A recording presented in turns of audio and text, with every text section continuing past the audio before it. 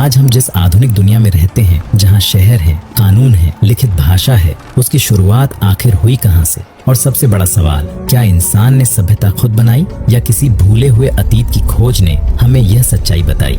19वीं सदी में एक अंग्रेज पुरातत्वविद रेगिस्तान की तपती धूप में खड़ा था। उसके सामने मिट्टी का एक टीला था, एक ऐसा टीला जिसे सदियों से लोग बस एक साधारण पहाड़ी समझते थे। लेकिन उस आदमी को यकीन था कि इस मिट्टी के नीचे इतिहास का सबसे बड़ा रहस्य छिपा है। उस पुरातत्वविद का नाम था ऑस्टिन हेनरी लायर्ड। कहते हैं कि जब उसने खुदाई शुरू करवाई तो कई लोगों ने उसका मजाक उड़ाया। लोगों को लगता था कि वह सिर्फ समय और पैसा बर्बाद कर रहा है। लेकिन कुछ ही दिनों बाद मिट्टी के अंदर से पत्थर की दीवारें, अजीब निशानों वाली पट्टियां और प्राचीन मूर्तियां बाहर आने लगीं। और तभी इतिहासकारों को पहली बार एहसास हुआ, यह कोई साधारण जगह नहीं थी। यह दुनिया की सबसे प्राचीन सभ्यताओं में से एक का सबूत था। लेकिन असली कहानी इससे भी ज्यादा दिलचस्प है, क्योंकि हजारों साल पहले की दुनिया आज की दुनिया से बिल्कुल अलग थी। कल्पना कीजिए एक ऐसी दुनिया की जहाँ ना कोई सड़क थी, ना कोई कानून और ना ही रहने के लिए कोई स्थायी घर। हजारों साल पहले की वह दुनिया आज की हमारी आधुनिक दुनिया से बिल्कुल अलग थी। इंसान उस समय किसी शहर या गांव में नहीं रहता था। वह जंगलों, पहाड़ों और नदियों के किनारों पर भटकता हुआ जीवन बिताता था।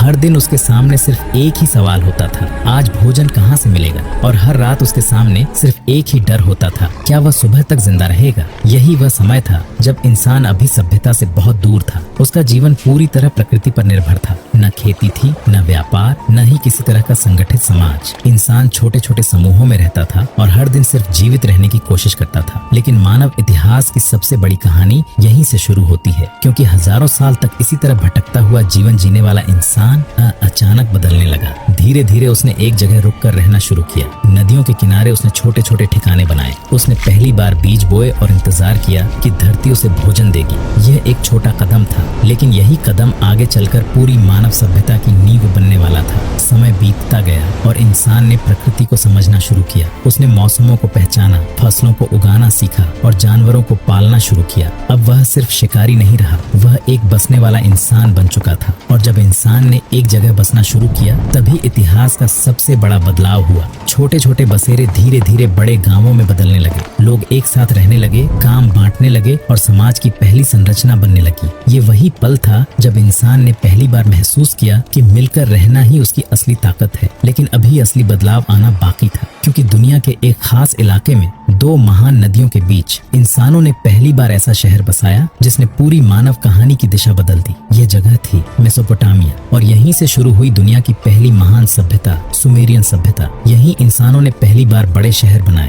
पहली बार मंदिर खड़े किए और पहली बार अपने विचारों को लिखना सीखा। लेकिन इतिहास का सबसे बड़ा रहस्य आज भी यही है, आखिर हजारों साल तक साधारण जीवन जीने वाला इंसान अचानक इतना विकसित कैसे हो गया? और शायद इसी सवाल का जवाब छिपा है उस प्राचीन शहर में जिसका नाम था उरुक। उरुक की कहानी यहीं से वास्तव में शुरू होती है। समय के साथ ये शहर सिर्फ एक साधारण बस्ती नहीं रहा। मिट्टी की छोटी छोटी झोपड़ियों से शुरू हुआ यह स्थान धीरे धीरे हजारों लोगों का घर बन चुका था। खेतों में काम करने वाले किसान, मिट्टी के बर्तन बनाने वाले कारीगर, पत्थर तराशने वाले शिल्पकार और दूर से आने वाले व्यापारी सब यहाँ इकट्ठा होने लगे थे। उरुक अब एक ऐसा केंद्र बन चुका था जहाँ जीवन लगातार बदल रहा था। जैसे जैसे आबादी बढ़ती गई, शहर का आकार भी फैलने लगा। चारों ओर नई बस्तियां बसने लगीं और खेत शहर के बाहर दूर तक फैल गए। लेकिन इतने बड़े समाज को चलाना आसान नहीं था। लोगों को भोजन चाहिए था, पानी चाहिए था और सबसे जरूरी एक व्यवस्था चाहिए थी। इसी जरूरत ने उरुक को दुनिया के पहले संगठित शहरों में बदलना शुरू किया। नदियों से पानी लाने के लिए विशाल नहरें बनाई गईं। मिट्टी काटकर ऐसे रास्ते तैयार किए गए जिनसे पानी सीधे खेतों तक पहुँचे।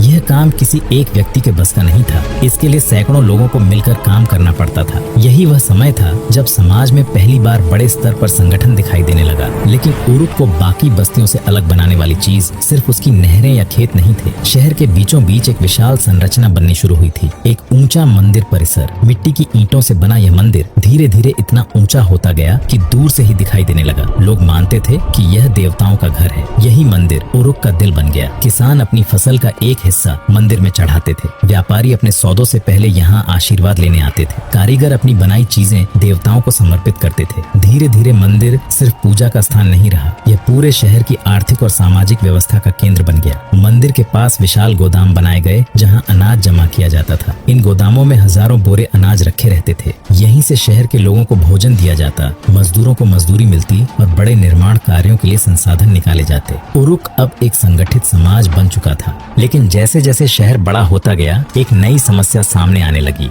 हर दिन इतने लेन देन होने लगे कि उनका हिसाब रखना मुश्किल होने लगा। कौन कितना अनाज लाया, किससे कितना दिया गया, किस व्यापारी ने क्या सौदा किया, इन सबको याद रखना लगभग असंभव होता जा रहा था। मंदिर के अधिकारी अक्सर इस उलझन में पड़ जाते कि गोदाम में रखा अनाज किसका है और किसे देना है। अगर हिसाब गलत हो जाए तो पूरे शहर में विवाद खड़ा हो सकता था। उरुक के लोगों को अब एक ऐसे तरीके की जरूरत थी जिससे हर लेन देन को हमेशा के लिए दर्ज किया जा सके, क्योंकि शहर अब इतना बड़ा हो चुका था कि सिर्फ याददाश्त के भरोसे सब कुछ संभालना नामुमकिन होता जा रहा था। हर दिन किसान अनाज लेकर मंदिर के गोदामों में आते थे। व्यापारी दूर दूर से सामान लाते और बदले में अनाज या दूसरी चीजें लेकर जाते। कारीगर अपने बनाए बर्तन, औजार और कपड़े शहर के बाजारों में बेचते थे। इन सब के बीच सैकड़ों सौदे रोज होते थे। लेकिन समस्या यह थी कि इन सौदों का कोई स्थायी रिकॉर्ड नहीं था। शुरुआत में मंदिर के मुनीम छोटे छोटे मिट्टी के टोकन इस्तेमाल करते थे। हर टोकन किसी चीज का प्रतीक होता था। जैसे एक टोकन एक बोरी अनाज को दर्शाता था, दूसरा किसी जानवर को और तीसरा किसी खास सामान को। जब कोई किसान अनाज जमा करता तो उसके बदले उसे उतने टोकन दे दिए जाते।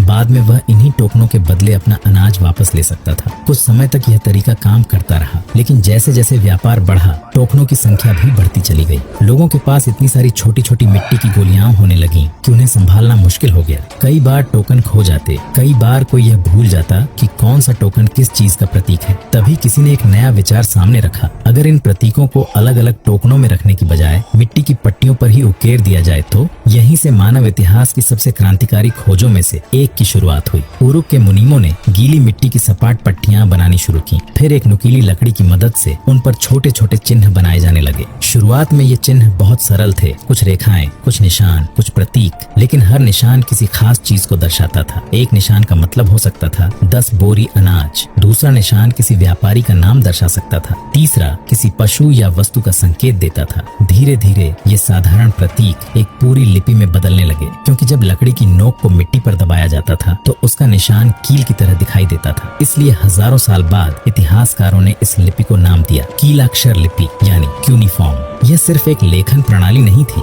ये इंसान की सोचने की क्षमता में एक क्रांति थी। पहली बार मानव ने अपने विचारों, अपने सौदों और अपने अनुभवों को स्थायी रूप से दर्ज करना सीख लिया था। अब शब्द हवा में खो नहीं जाते थे, वे मिट्टी पर दर्ज होकर समय के पार भी सुरक्षित रह सकते थे। लेकिन उरुक के लोग तब शायद यह नहीं जानते थे कि उन्होंने जो शुरुआत की है वह आगे चलकर इतिहास, साहित्य और ज्ञान की पूरी दुनिया को जन्म देने वाली है, क्योंकि बहुत जल्द इन मिट्टी की पट्टियों पर सिर्फ व्यापार और अनाज का हिसाब लिखा जाएगा। यहीं से लिखी जाएगी मानव इतिहास की पहली महान कहानियां। उरुक में शुरू हुई यह लिखने की कला धीरे धीरे पूरे समाज को बदलने लगी। शुरुआत में इन मिट्टी की पट्टियों पर सिर्फ व्यापार और अनाज का हिसाब लिखा जाता था, लेकिन समय के साथ लोगों ने महसूस किया कि यह नई शक्ति सिर्फ लेन देन तक सीमित नहीं है। अब इंसान अपने विचारों, अपने नियमों और अपनी कहानियों को भी हमेशा के लिए दर्ज कर सकता था। मंदिरों के पास ऐसे विशेष लोग तैयार किए जाने लगे जिन्हें लिखना सिखाया जाता था। ये लोग साधारण किसान या कारीगर नहीं थे, इन्हें कई सालों तक प्रशिक्षण दिया जाता था। इन्हें सिखाया जाता था कि मिट्टी की पट्टी को कैसे तैयार करना है, नुकीली लकड़ी से चिन्ह कैसे बनाना है और हर प्रतीक का सही अर्थ क्या है। धीरे धीरे ये लेखक समाज के सबसे महत्वपूर्ण लोगों में गिने जाने लगे, क्योंकि अब शहर की पूरी व्यवस्था उनके हाथों में दर्ज होने लगी थी। किसके पास कितनी जमीन है, किसने कितना अनाज जमा किया है, किस व्यापारी ने क्या सौदा किया, सब कुछ इन मिट्टी की पट्टियों पर लिखा जाने लगा। लेकिन लिखावट का असर सिर्फ व्यापार तक सीमित नहीं रहा। उरुक के मंदिरों में देवताओं की कहानियां भी लिखी जाने लगी। पुजारी उन कथाओं को मुनीमों को सुनाते और वे उन्हें मिट्टी की पट्टियों पर दर्ज कर देते। धीरे धीरे इंसान की कल्पना, उसके डर, उसकी उम्मीदें और उसके विश्वास सब कुछ लिखित रूप में सामने आने लगा। इन्हीं कहानियों में से एक कहानी थी एक ऐसे राजा की जिसकी ताकत और साहस की चर्चा पूरे सुमेर में होती थी। कहा जाता था कि वह राजा इतना शक्तिशाली था कि उसने राक्षसों से लड़ाई लड़ी,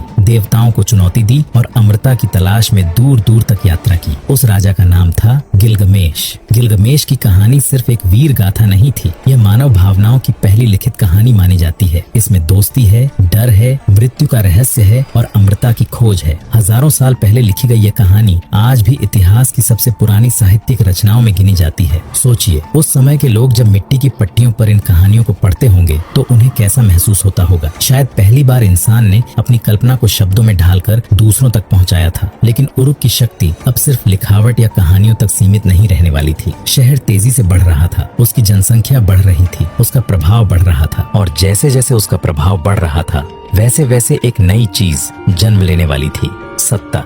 क्योंकि अब इस महान शहर को सिर्फ किसान और कारीगर नहीं चला सकते थे। उरुक को अब एक ऐसे नेता की जरूरत थी जो इस पूरी सभ्यता को दिशा दे सके। जैसे जैसे शहर का विस्तार होता गया वैसे वैसे यह साफ होने लगा कि हजारों लोगों वाले इस समाज को बिना किसी मजबूत नेतृत्व के संभालना संभव नहीं है। खेतों की देखभाल, नहरों का निर्माण, मंदिरों की व्यवस्था, व्यापार के नियम, इन सबको संगठित करने के लिए एक ऐसी शक्ति चाहिए थी जो पूरे शहर को एक साथ बांध सके। यही वह समय था जब सुमेर की धरती पर राजाओं का उदय शुरू हुआ। शुरुआत में ये नेता शायद सिर्फ युद्ध या संकट के समय चुने जाते होंगे। जब किसी दूसरे शहर से खतरा होता या जब बाढ़ जैसी बड़ी आपदा आती तब लोग किसी एक मजबूत व्यक्ति के पीछे इकट्ठा हो जाते थे। लेकिन धीरे धीरे यह अस्थायी नेतृत्व स्थायी सत्ता में बदलने लगा। अब शहरों में ऐसे शासक दिखाई देने लगे जिन्हें राजा कहा जाने लगा। सुमेरियन समाज में राजा सिर्फ एक राजनीतिक नेता नहीं होता था। लोगों का विश्वास था कि राजा को शासन करने की शक्ति सीधे देवताओं से मिली है, इसलिए उसका शासन सिर्फ ताकत पर नहीं बल्कि धार्मिक आस्था पर भी आधारित होता था। राजा का मुख्य कर्तव्य था शहर की रक्षा करना और उसकी समृद्धि बनाए रखना। इसके लिए उसने सैनिकों की व्यवस्था शुरू की। पहली बार संगठित सेनाएं बनने लगी। सैनिकों को भाले, ढाल और दूसरे हथियार दिए जाते थे। शहर के चारों ओर दीवारें बनाई जाने लगी ताकि बाहरी आक्रमण से रक्षा की जा सके। लेकिन युद्ध ही राजा का एकमात्र काम नहीं था। उसे बड़े निर्माण कार्यों की भी देखरेख करनी पड़ती थी। नहरों का विस्तार, मंदिरों का निर्माण और शहर की सड़कों की मरम्मत, ये सब काम राजा की निगरानी में होते थे। हजारों मजदूर एक साथ काम करते और उनके श्रम से शहर और भी विशाल और शक्तिशाली बनता चला जाता। इसी समय उरुक में एक ऐसा राजा हुआ जिसकी चर्चा आज भी इतिहास में मिलती है। लोग कहते थे कि वह आधा इंसान था और आधा देवता। उसका नाम था गिलगमेश। कहा जाता है कि गिलगमेश इतना शक्तिशाली था कि उसने उरुक के चारों ओर विशाल दीवारें बनवाई। इन दीवारों ने शहर को सुरक्षित बना दिया और उरुक की ताकत पूरे सुमेर में फैलने लगी। लेकिन गिलगमेश की कहानी सिर्फ एक महान राजा की कहानी नहीं है। यह उस इंसान की कहानी है जिसने जीवन और मृत्यु के सबसे बड़े रहस्य को समझने की कोशिश की। क्योंकि एक दिन गिलगमेश के जीवन में एक ऐसी घटना घटी जिसने उसकी पूरी सोच बदल दी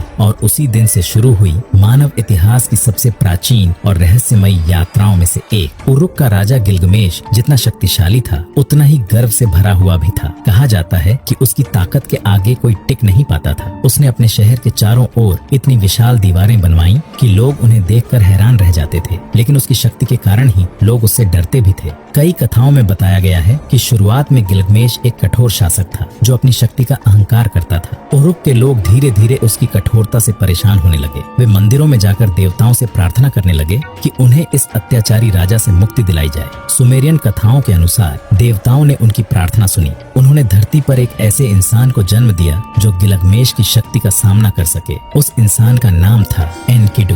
एनकिडु जंगलों में पला बढ़ा था। वह सभ्यता से दूर प्रकृति के बीच रहता था। कहा जाता है कि उसका शरीर बेहद शक्तिशाली था और वह जंगली जानवरों के साथ ही जीवन बिताता था। लेकिन जब उसे उरुक के बारे में बताया गया और गिलगमेश की शक्ति के बारे में सुना तो वह शहर की ओर चल पड़ा। जब गिलगमेश और एनकिडु आमने सामने आए तो एक भयानक संघर्ष हुआ। दोनों की ताकत लगभग बराबर थी। वे घंटों तक लड़ते रहे लेकिन अंत में किसी की हार नहीं हुई। इसके बजाय एक अजीब बात हुई। दोनों एक दूसरे की ताकत से प्रभावित हो गए। यहीं से जन्म हुई इतिहास की सबसे पुरानी मित्रताओं में से एक। गिलगमेश और एनकिडु अब दोस्त बन चुके थे और इसी दोस्ती ने गिलगमेश की जिंदगी बदल दी। अब वह सिर्फ एक शक्तिशाली राजा नहीं रहा बल्कि एक ऐसा इंसान बन गया जो दुनिया को समझना चाहता था। दोनों ने मिलकर कई साहसिक यात्राएं की। उन्होंने दूर दूर के जंगलों की ओर यात्रा की। उन्होंने खतरनाक राक्षसों का सामना किया। सुमेरियन कथाओं में एक भयानक राक्षस का भी उल्लेख मिलता है, हुम्बाबा, जो एक विशाल देवदार वन की रक्षा करता था।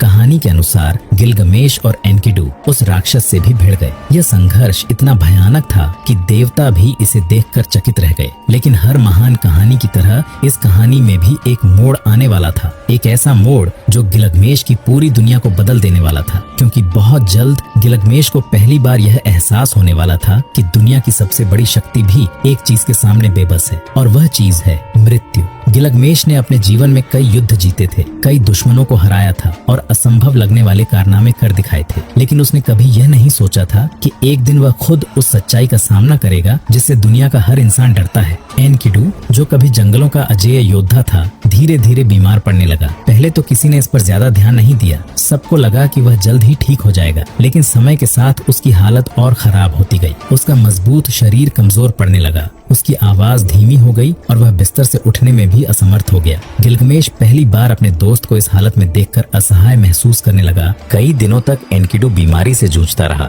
सुमेरियन कथाओं के अनुसार उसने अपने अंतिम दिनों में कई सपने देखे। उन सपनों में उसने एक अंधेरी दुनिया की झलक देखी, एक ऐसी जगह जहाँ सभी मृत आत्माएं चली जाती हैं। वह जगह शांत थी लेकिन रहस्यमय भी थी। और फिर एक दिन एनकिडु ने अंतिम सांस ली। गिलगमेश के लिए यह पल किसी भी युद्ध से ज्यादा भयानक था। उसने पहली बार अपने सबसे करीबी दोस्त को खो दिया था। वह उस शरीर को देखकर स्तब्ध रह गया जो कभी उसके साथ राक्षसों से लड़ चुका था। कई दिनों तक गिलगमेश अपने मित्र के शव के पास बैठा रहा। वह यह मानने को तैयार ही नहीं था कि उसका दोस्त अब कभी वापस नहीं आएगा, लेकिन धीरे धीरे उसे यह एहसास होने लगा कि जो एनकिडु के साथ हुआ है वही एक दिन उसके साथ भी होने वाला है। यहीं से उसके मन में एक ऐसा सवाल पैदा हुआ जिसने उसे अंदर तक हिला दिया। अगर दुनिया का हर इंसान मरने के लिए ही पैदा होता है तो जीवन का मतलब क्या है, और क्या सच में मृत्यु से बचने का कोई तरीका नहीं है? इन सवालों ने गिलगमेश को बेचैन कर दिया। अब वह सिर्फ उरुक का राजा नहीं रहा था, वह एक ऐसे इंसान में बदल चुका था जो अमृता का रहस्य जानना चाहता था। इसी खोज में उसने एक ऐसी यात्रा शुरू की जो उसे अपने शहर से बहुत दूर ले जाने वाली थी। एक ऐसी यात्रा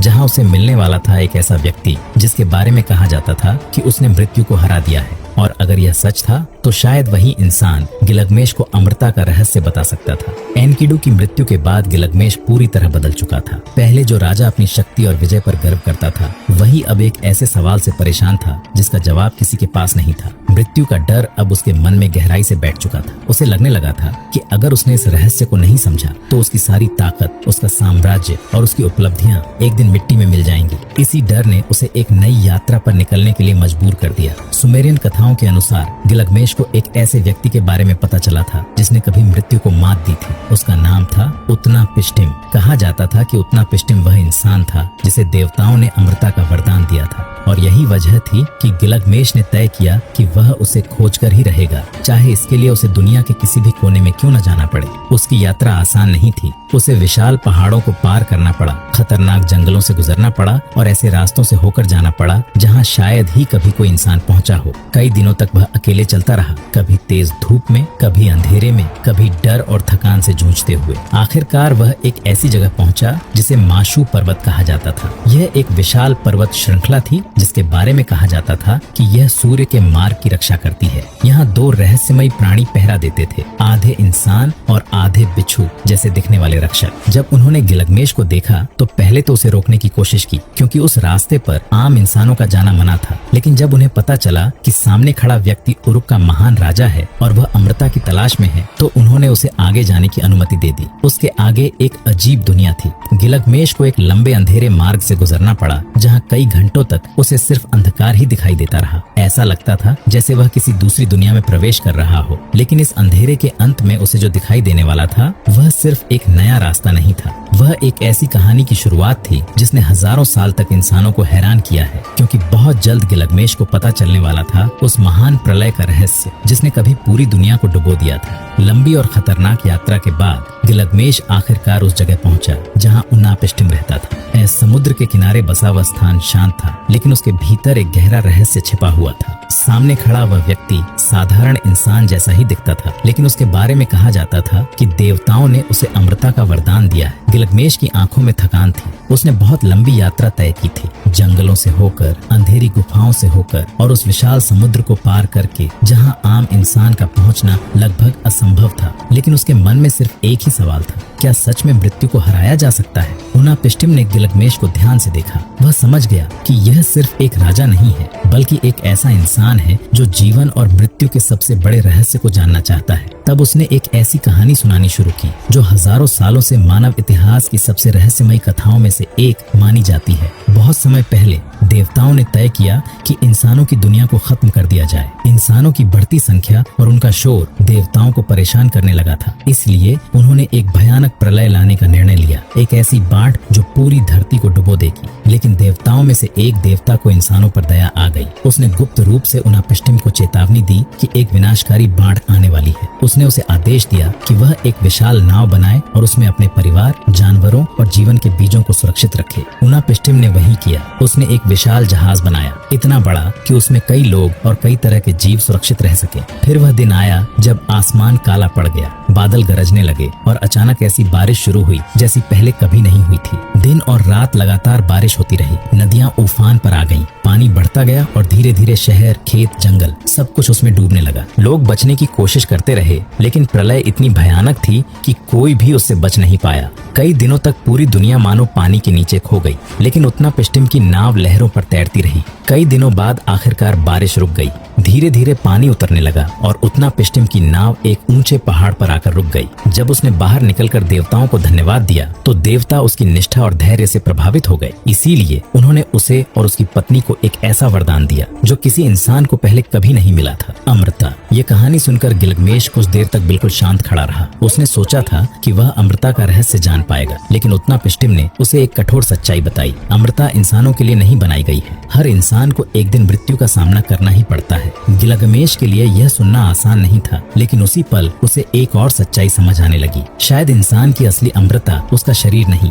बल्कि उसकी बनाई हुई चीजें होती हैं। जब वह वापस उरुक लौटा तो उसने अपने शहर की विशाल दीवारों को देखा, वही दीवारें जो समय की आंधियों के बावजूद अब भी खड़ी थीं। उसे एहसास हुआ कि इंसान अमर नहीं होता, लेकिन उसकी सभ्यता हो सकती है। और शायद इसी वजह से हजारों साल बाद भी हम सुमेरियन सभ्यता की कहानी पढ़ते हैं। उन लोगों की कहानी जिन्होंने पहली बार शहर बनाए, पहली बार लिखावट बनाई और पहली बार दुनिया को सभ्यता का अर्थ समझाया। लेकिन यहाँ एक सवाल आज भी इतिहास के अंधेरे में छिपा हुआ है। अगर हजारों साल पहले इंसान ने पहली सभ्यता बना ली थी, पहली लिखावट खोज ली थी, पहले शहर खड़े कर दिए थे, तो फिर एक सवाल आज भी हमारे सामने खड़ा है। आखिर इंसान को सभ्यता बनाने का विचार आया कहाँ से? क्या यह सिर्फ इंसान की बुद्धि थी, या फिर मानव सभ्यता की शुरुआत के पीछे कोई ऐसा रहस्य छिपा है जिसे हम आज तक समझ ही नहीं पाए हैं? और शायद इसी सवाल की तलाश आज भी इतिहासकारों को उस प्राचीन भूमि की ओर ले जाती है जहाँ से कभी मानव सभ्यता की पहली रोशनी फैली थी। दोस्तों, ऐसे डॉक्यूमेंट्री वीडियो को बनाने में हमें बहुत समय और मेहनत लगता है। हमारे लिए आपकी एक सब्सक्राइब भी बहुत मायने रखता है, जो कि आपके लिए वो सब्सक्राइब बटन बिल्कुल फ्री है। तो दोस्तों, चैनल को सब्सक्राइब कर लीजिए। अगर आपको ये सीरीज पसंद आई तो इसे शेयर करें और हमारे गौरवशाली इतिहास से जुड़ने के लिए हमसे जुड़े रहें। जय हिंद, जय भारत।